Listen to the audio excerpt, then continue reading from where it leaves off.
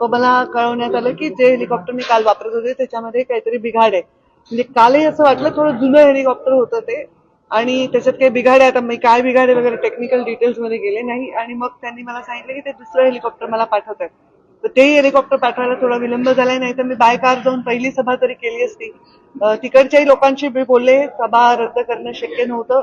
लोक वाट बघायला तयार आहेत आणि खरंच आहे की आता ही कार्यकर्त्यांची निवडणूक आहे आणि त्यांच्या पाठीशी आम्ही उभं राहायला पाहिजे. त्यांच्या सभा घेऊन त्यांना ऊर्जा दिली पाहिजे, त्यांना ताकद दिली पाहिजे.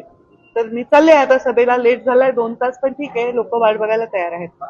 काल तुम्ही वक्तव्य केलं की हेलिकॉप्टरने फिरते आणि आईने देव पाण्यात ठेवलेले आहेत. नाही म्हणजे लिटरली देव पाण्यात ठेवले म्हणण्याचा अर्थ असा आहे की माझी आई सतत लँड झाली का, टेक ऑफ झाली का, कारण शेवटी एवढी मोठी दुर्घटना जी झाली आहे ना त्याच्यामुळे सगळ्यांचे मन हादरलेले आहेत किंवा एक टेन्शन लोकांच्या मनामध्ये आहे.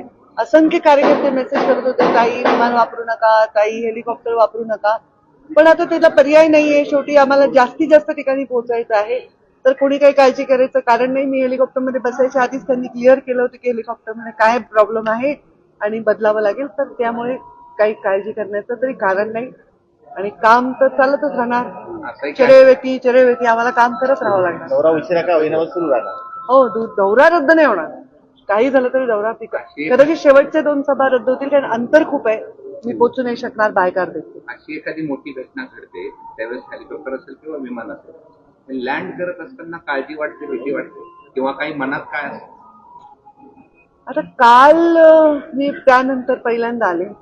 खरं सांगू का, जेव्हापासून अजितदादांचा अपघात झालाय, निधन झालंय, तेव्हापासून मी क्षणोक्षणी हाच विचार करते की त्या सर्वांवर जे विमानात होते त्या लोकांना त्यावेळी काय वाटत असेल, त्यांनी किती भयानक ती भीती किंवा यातना किंवा ते भय अनुभवलं असेल.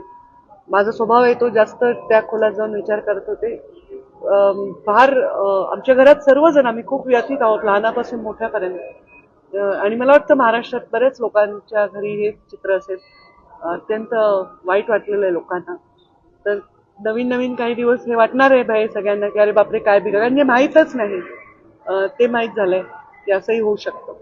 तर वाटणं साहजिक आहे, पण आता त्याला पर्याय नाही आहे. प्रत्येकाला आपलं काम आणि कर्तव्य करावं लागतं. लाडक्या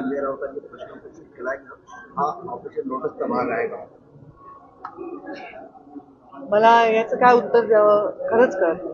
म्हणजे I have no words to even express तेवढ्या तसे विचारही मला करता येईल. लाडक्या बहिणीच्या योजनेला